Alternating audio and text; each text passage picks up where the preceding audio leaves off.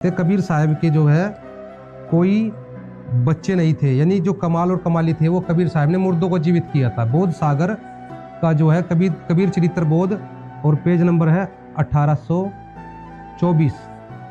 कमाल का प्रकट होना।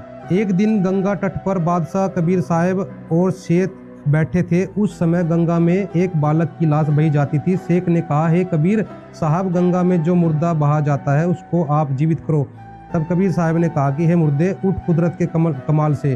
तब वह उठ खड़ा हुआ। तब कबीर साहब ने उस मुर्दे को जीवित किया। तब बादशाह और शेख एकदम आश्चर्य में आकर बोल उठे कि वाह, आपने तो कमाल कर दिया। कबीर साहब ने कहा, अच्छा, जो आज से इस लड़के का नाम भी कमाल हुआ। यह जगत में मेरा पुत्र कम कहलाकर प्रसिद्ध होगा।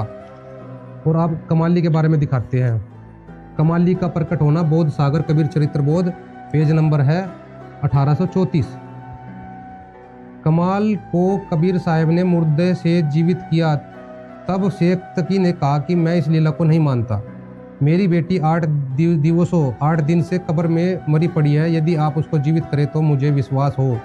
कबीर साहब सिकंदर शाह और सेतकी सहित उस लड़के की कब्र पर गए। वहां पहुंचकर कबीर साहब ने पुकारा, उठ सेतकी की बेटी। वह नहीं उठी। फिर कहा, उठ सेतकी की बेटी। फिर भी वह नहीं उठी। तीसरी बार कबीर साहब ने कहा, उठ कबीर की बेटी। उस समय वह लड़की जीवित होकर कब्र से निकल पड़ी। अब मैं कबीर साहब की बेटी हूँ, अब मैं इनके साथ रहा करूँगी।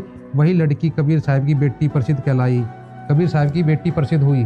तो हमने आपको प्रमाणित करके दिखाया, कबीर साहब की ना कोई स्त्री थी, ना ही उनके कोई बच्चे थे, ना ही उन्होंने गर्भ से जन्म लिया।